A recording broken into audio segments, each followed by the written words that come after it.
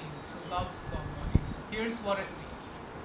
It means when a person puts their partner and human love as the ultimate source of their happiness in some things, or earn another person's affection, acts of service,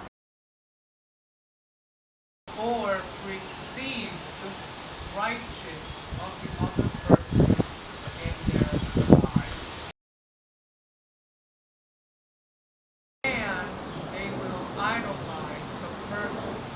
What does this mean? This means they idolize relationship and partner.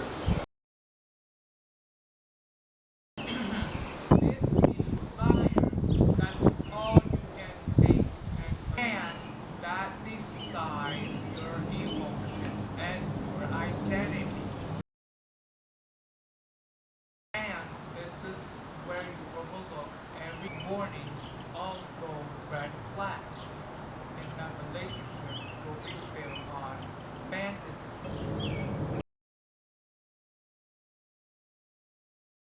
Saying, is this person probably to be with? And the reality is you fell in love for a certain version of a person that no longer exists in your society.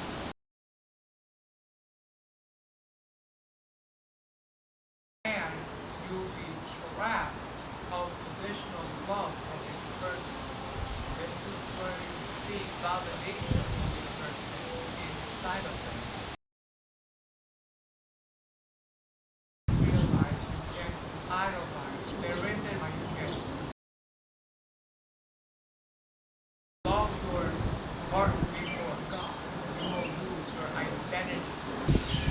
Because when your relationship is more important than God, your purpose and actions will change from knowing God and spending time with Him to spending time with your partner a lot.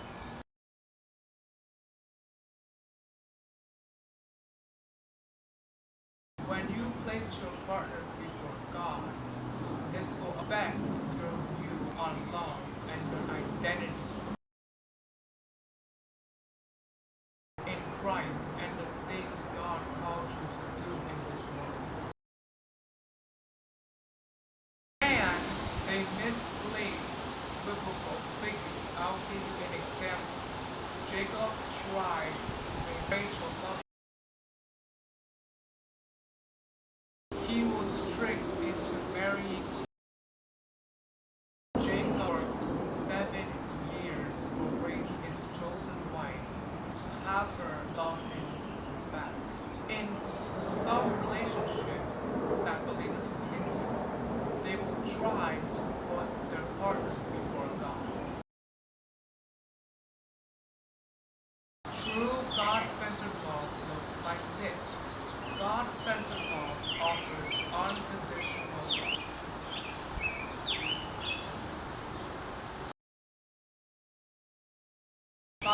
When two partners prioritize God's teaching and character, this will allow His love to guide them on how they treat each other.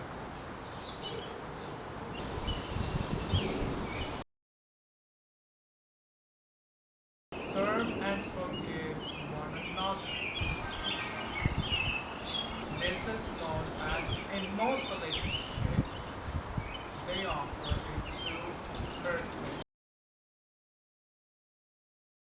A God-centered relationship has this thing called the triangle. What does this mean? This means that both partners are in the bottom. God-centered true love looks like this. Forgiveness is patient in every God-centered relationship. Forgiveness. This will mirror grace forgiving your partner. True forgiveness means letting go of the past mistakes prevent you from using all arguments as evidence for future arguments you have. You can't force love onto anyone. We only love, trust me. Us believers are basically pretty much. But you have to realize you can't force love into someone. It feels because love requires free will. This means if love was forced, then the world that we will have everyone be like robots. Because God-centered true love serves a purpose that builds a foundation that all partners prioritize going to church and praying with and for each other, and their actions towards their relationship with God Himself. And forcing someone to love you back will affect your timeline. When you force love into someone, it will affect your timeline. Here's how it will affect your timeline. It will bypass the natural timeline of a person between you and your partner. Because true love relies on patience and emotional maturity. But when you force someone into loving you back, you will feel a force of affection into anything, which you will skip the building blocks. Observing the character of that partner and building trust with that person. The part nobody talks about is you can't beg for them to stay.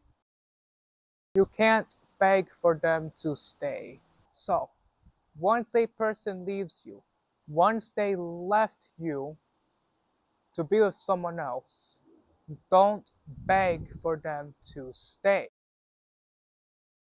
This will ruin a person's free will because God gave His love to free will as a choice, and that choice makes you decide no matter if you want to love them back or not. Once they tell you they don't love you back, don't try to force love in that person because in their perspective, it will feel controlling and that will ruin God's free will. And faith is also rooted on free will for you to have an option and choose to love someone back. And there's a bigger purpose. You realize the bigger picture of it. When that person left, you realize and you start saying, this person was sent to my life, but it's not going to be my future wife. That God didn't send. The part nobody talks about is you need to trust in God's timing. You need to trust on God's timing. You have to trust on God's timing and not love anyone into loving you back, and eventually God will give you the right partner. The lesson of this video is to not force love into anyone and will ruin God's free will, and to trust in God's timing. So, if you learned any value from this video, consider liking and leave a comment if you agree or disagree with me, and I'll see you in the next one.